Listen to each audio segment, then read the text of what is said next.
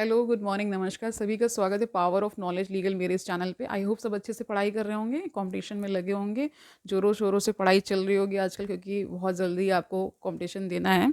ठीक है, तो आज एक नया टॉपिक लेकर आ गए हैं, प्लांट हार्मोन्स के बारे में जानेंगे कि कैसे कैसे इसमें क्या क्या हार्मोन्स होते हैं प्लांट्स में और कैसे ये वर्क करते हैं और कैसे ये ग्रोथ एंड डेवलपमेंट में सारे में ये कैसे इनका रोल क्या रोल है और ये क्या ऐसा करते हैं जिसकी वजह से कभी कभी प्लांट छोटा रह जाता है, कभी उसमें कुछ अलग तरह के कुछ कैरेक्टरिस्टिक्स देखने को मिलते हैं, वो सब आज जानेंगे। शुरू करते हैं आज का सेशन, लेट्स गेट स्टार्टेड। तो पहला जो हार्मोन आ रहा है वो है ऑक्सिन्स। तो auxins auxins from the Greek word auxein, इसका मतलब क्या होता है? To grow. ठीक है, was first isolated from human urine. सबसे पहले इसका इन्होंने ह्यूमन यूरिन से ही इसको आइसोलेट किया था। ठीक है, the term auxin is applied to the indole सी एसिटिक एसिड, जिसे शॉर्ट में IAA बोल देते हैं, and to the other natural and synthetic compounds. Synthetic compounds have certain growth regulating properties.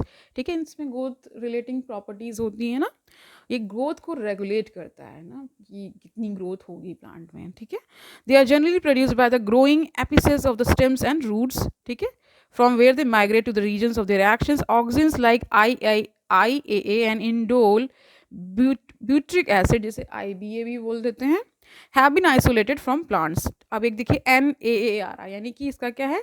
Naphthalene acetic acid है, एंड 2,4-D यानी dichlorophenoxy acetic are the synthetic auxins. ठीक है, जिन्होंने केमिस्ट्री पढ़ी होगी तो उसमें आपने नेमिंग जो होती है वो किस प्रकार होती है वो आप जान रहे होंगे।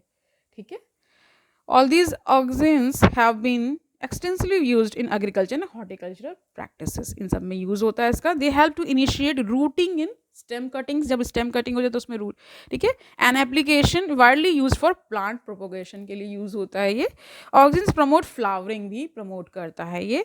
दैट इज एग्जाम्पल इसमें क्या है? पाइनएप्पल्स के बारे में बता रहे हैं कि पाइनएप्पल्स में ये ऐसा कर पाता है।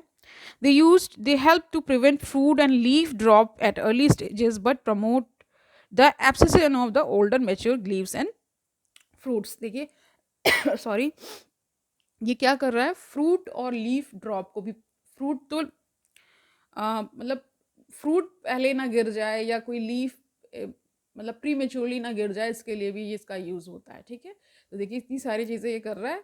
ठीक है, in most higher plant the growing apical bud inhibits the growth of lateral axillary buds, a phenomenon called apical dominance। देखिए यहाँ पे क्या हो रहा है, कुछ कुछ जो हायर प्लांट्स है ना उसमें क्या होता है, जो एपिकल बर्ड्स होती हैं वो लेटरल बर्ड्स को रोक देती हैं ग्रो करने से।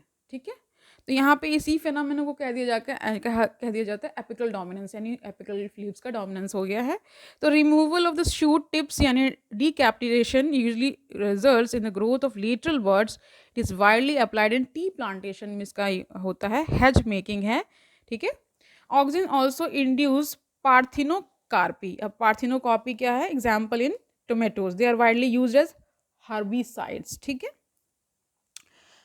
widely used 2,4-D widely used to kill dicotyledonous weeds does not affect mature monocotyledonous plants। देखिए अब देखिए, अब इसमें मोनोकोटिलीडन्स होता है और डाइकोटिलीडन्स होता है। ठीक है, समझ ही रहे होंगे जो बॉटनी बैकग्राउंड से है ना। It is use to prepare weed free lawns by gardeners. जैसे आपने वीड्स देखे होंगे जो खरपतवार जो उगाती है ना किसी भी प्लांट्स के साइड बाय साइड ना, जो कि अननेसेसरी प्लांट्स होते हैं वो बेसिकली। ठीक है, तो उसको भी एक तरह से वीड फ्री करने के लिए भी यूज होता है। Auxin also controls xylem differentiation and helps in cell division. ठीक है, तो जाइलम के डिफरेंशिएशन में भी ये कंट्रोल एक तरह से रखता है और सेल डिवीजन में भी। ठीक है, अब दूसरा जो हार्मोन आ रहा है वो गिबरलिंस आ रहा है, नाम सुना होगा आपने। Gibberellins are another kind of promotory PGR। There are more than 100 gibberellins reported from widely different organism such as fungi and higher plants. They are denoted by GA1, GA2, GA3 and so on. However, the gibberellin acid yani GA3 was one of the first gibberellins to be discovered and remains the most intensively studied form. All GAs are acidic. ये सारे acidic होते हैं. They produce a wide range of physiological responses in the plants. Their ability to cause an increase in the length of the axis is use to increase the length of grapes stalks. देखिए grape के जो stocks होते हैं ना, उनको बढ़ाने के लिए भी ये यूज किया जाता है, ठीक है। They also delay senescence, thus the fruits can be left on the tree longer so as to extend the market period। अब ये क्या करता है कि फ्रूट्स को लॉन्गर टर्म के लिए उसमें रख सकता है, मतलब पेड़ पे ही की बात हो रही है, पेड़ पे ही वो थोड़ा ज़्यादा समय तक अपने आप को रख पाएगा, किसकी वजह से, गिबरलिंस की वजह से, ठीक है। GA3 is used to speed up the malting process in the brewing industry, ठीक है, समझ गए। Sugarcane stores carbohydrate as sugar in their stems. Spraying sugarcane crop with gibberellins increases the length of the stem। अब उसमें गिबरलिंस का dose दे देते हैं तो फिर क्या हो जाता है, लेंथ ऑफ द स्टेम की जो होती है गन्ने की, वो क्या हो जाती है, बढ़ जाती है। Thus increasing the yield as much as by 20 tons per hectare। तो एक तरह से ये yield को भी बढ़ा देता है। Spraying juvenile conifers with GAs hastens the maturity period। ये देखिए maturity period को भी जल्दी कर ले आता है। Thus leading to early seed production। Gibberellins also promotes bolting यानी internode elongation just prior to the flowering in beet, cabbages and many plants and rosette habit, ठीक है, ओके। तीसरा देखिए साइटोकाइनेंस है, क्या है, ये नेक्स्ट हार्मोन है। तो cytokinins have specific effects on cytokinesis and were discovered as kinetin, a modified form of adenine purine from the autoclaved herring sperm DNA, ठीक है। kinetin does not occur naturally in plants में ये नहीं पाया जाता है। Search for natural substances with cytokinin-like activities led to the isolation of G18 from the corn kernels and coconut milk. Since the discovery of G18, several natural occurring cytokinins and some synthetic compounds with cell division promote activity have been identified। देखिए आपने cell division में भी ये process होता है, तो एक तरह से इसका नाम वहीं से आ रहा है, ठीक है। तो वही बता रहे हैं कि root apices developing shoot buds को करने के लिए भी होता है, यंग फ्रूट्स लान, ठीक है। It has to produce new leaves ना, chloroplast in leaves, later shoot growth and adventitious shoot formation, ठीक है। Cytokinins help overcome the apical dominance. जो एपिकल डोमिनेंस है उसको भी कंट्रोल में रखता है, ओवरकम करवा देता है एक तरह से। दे प्रमोट न्यूट्रिएंट मोबिलाइजेशन, ठीक है, which helps in the delay of leaf senescence, ठीक है, समझ गए।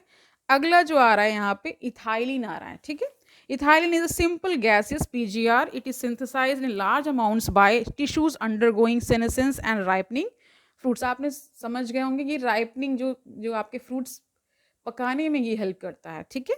Influences of ethylene on plants include horizontal growth of the seedlings, swelling of the axis and apical hook formation in dicot seedlings।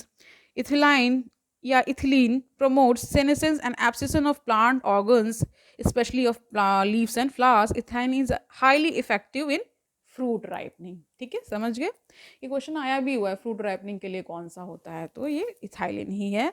It enhances the respiration rate during the ripening of the fruits. This rise in the rate of respiration is called respiratory climatic। Ethylene breaks seeds and bud dormancy, initiates germination in peanut seeds। अब peanut seeds में जो germination होता है उसको भी ये induce कर सकता है।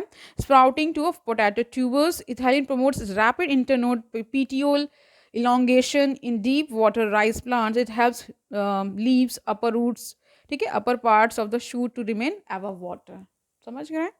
Ethylene also promotes root growth and root hair formation. Root growth में भी हेल्प करता है और रूट के जो हेयर्स भी देखे होंगे ना, वही फॉर्मेशन में हेल्प करता है। Thus helping plants to increase their absorption surface. Ethylene is used to initiate flowering and for synchronising fruit set in pineapples के लिए। It also induces flowering in mango, mango में जो flowers आते हैं उसके लिए भी।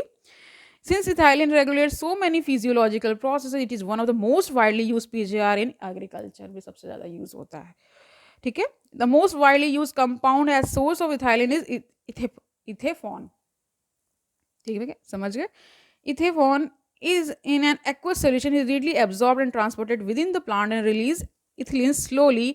इथेफॉन hastens the fruit ripening in tomatoes में भी कर सकता है ना, and apples, and accelerates abscission of in flowers and fruits, and thinning of cotton, cherry, walnut, ये सब करता है। It promotes female flowers in cucumbers their by increasing their yield, ये उसकी पैदावार को भी बढ़ा सकता है। अब देखिए नेक्स्ट जो इसमें आ रहा है वो करेंगे, उसके बाद वाइंड अप करते हैं। एब्सिसिक एसिड है ये, as mentioned earlier abscisic acid was discovered for its role in regulating abscission and dormancy. यानी कभी कभी प्लांट्स बहुत छोटे रह जाते हैं, डोमेंट रह जाते हैं, उनमें वो जो कैरेक्टरिस्टिक्स उभर के आने चाहिए वो नहीं हो पाते, तो उसके लिए यूज़ होता है ये। But like other PGRs it also has wide ranging effects on the plant growth and development. It acts as a general plant growth inhibitor and an inhibitor of plant metabolism. ABA inhibits seed germination. अब देखिए यहाँ पे seed germination को ये रोक रहा है, okay. ABA stimulates the closure of the stomata in the epidermis and increases the tolerance of plants to various kinds of stresses. अब देखिए plants को भी stress होते हैं, लेकिन ये यहाँ पे कहने का मतलब डिफरेंट है। Therefore it is also called stress hormone. ये stress hormone भी कहलाया जाता है कौन? एब्सिसिक एसिड, ठीक है। ABA plays an important role in seed development, okay, maturation and dormancy. By inducing dormancy, ABA helps seeds to withstand desiccation and other factors unfavorable for growth. In most situations, ABA acts as an antagonist to GAs, ठीक है। We may summarize that for any and every phase of growth, differentiation and development of plants, one or the other PGR has some role to play. Such roles could be complementary or antagonistic, ठीक है। विपरीत में भी जा सकते हैं या उनके फेवर में। प्लांट ग्रोथ करानी है तो उसके लिए अलग है, उसको रुकवाना है, ज़्यादा वो हो रहा है ग्रोथ हो रही, तो उसको भी लिए भी हॉर्मोन्स हैं। दीज कुड बी इंडिविजुअलिस्टिक और synergistic. Similarly, there are a number of events in the life of plant where more than one PGR interact to affect the event. Example, dormancy in seeds, buds, ठीक है, abscission, senescence, apical dominance, ये सारी चीज़ें। Remember the role of PGR is of only one kind of intrinsic control करता है। Along with genomic control and extrinsic factors, they play an important role in plant growth and development. Many of the extrinsic factors such as temperature and light control plant growth and development via PGR. Some of such events could be vernalization, flowering, dormancy, seed germination, plant movements. ठीक है, समझ गए कि ये सब discuss हम करेंगे। अब देखिए इसमें आगे आगे जो टॉपिक आ रहा है फोटो पीरियोडिज्म है, ठीक है, और वर्नलाइजेशन है। उसके बाद ये चैप्टर कंप्लीट हो जाएगा। तो यही तक, क्योंकि हमें plant growth and plant hormones के बारे में ही जानना था, तो आज ये चैप्टर कंप्लीट हो चुका है। मेन हमने हार्मोन्स को जान लिया है, कैसे क्या क्या चीज़ें होती हैं, इतना ही हमें जानना है, उससे अधिक हमें जानना नहीं। कल एक नया टॉपिक लेकर के आएंगे, देखेंगे क्या हम नया सीख पाते हैं, ठीक है। कल मिलते हैं, तब तक के लिए सही से पढ़िए, खुश होकर पढ़िए, कोई बर्डन मत लीजिए। All the best.